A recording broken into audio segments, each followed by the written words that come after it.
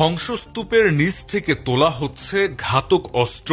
যুক্তরাষ্ট্রের সঙ্গে চলমান যুদ্ধবিরতির এই নীরব সময়কে কাজে লাগিয়ে ইরান অত্যন্ত গোপনে ভয়ঙ্কর এক যুদ্ধের ফাঁদ তৈরি করছে। মার্কিন গণমাধ্যমের প্রতিবেদনে এমন চরম চাঞ্চল্যকর তথ্য উঠে এসেছে। খবরে পরিষ্কারভাবে বলা হয়েছে, বিমান হামলায় ধ্বংস হয়ে যাওয়া মাটির স্তূপের নিচ থেকে লুকানো অস্ত্র ও গোলাবারুদ উদ্ধারে এখন সবচেয়ে বেশি জোর দিচ্ছে তেহরান সরকার। পরিস্থিতি যে কোনো মুহূর্তে আবারও নিয়ন্ত্রণের বাইরে চলে যেতে পারে বলে আশঙ্কা তৈরি হয়েছে। এনবিসি নিউজের এক বিশেষ প্রতিবেদনে বলা হয়েছে, যুক্তরাষ্ট্র ও ইসরায়েলের ভয়ঙ্কর বিমান হামলার পর মাটির নিচে বা ধ্বংসস্তূপে চাপা পড়ে থাকা অসংখ্য ক্ষেপণাস্ত্র, ড্রোন ও অন্যান্য যুদ্ধ সরঞ্জাম উদ্ধারে ইরান ব্যাপক খনন কার্যক্রম শুরু করেছে।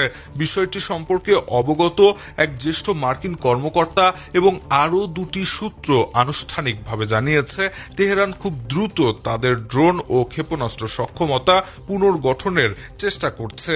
যুদ্ধের ময়দানে এটি বড় প্রভাব ফেলবে বলে ধারণা করা হচ্ছে। ধ্বংসস্তূপ থেকে এই বিপুল পরিমাণ অস্ত্র উদ্ধার করা মোটেও কোনো সাধারণ ঘটনা নয়। মূলত মার্কিন কর্মকর্তাদের ধারণা প্রকাশ করে প্রতিবেদনে বলা হয়েছে, প্রেসিডেন্ট ডোনাল্ড ট্রাম্প যদি আবারও সামরিক অভিযান শুরুর নির্দেশ দেন, তবে মধ্যপ্রাচ্যের বিভিন্ন লক্ষ্যবস্তুতে বড় ধরনের আঘাত হানার প্রস্তুতি রাখতেই ইরান এই গোপন উদ্যোগ নিচ্ছে। অর্থাৎ যুদ্ধবিরতি বর্তমানে বহাল থাকলেও ভবিষ্যৎ সংঘাতের কথা গভীরভাবে বিবেচনা করে সামরিক সক্ষমতা জোরদার করা হচ্ছে। এদিকে ইরানকে ঘিরে সাগরের বুকে যুক্তরাষ্ট্র অত্যন্ত সতর্ক ও আগ্রাসী অবস্থান নিয়ে ফেলেছে।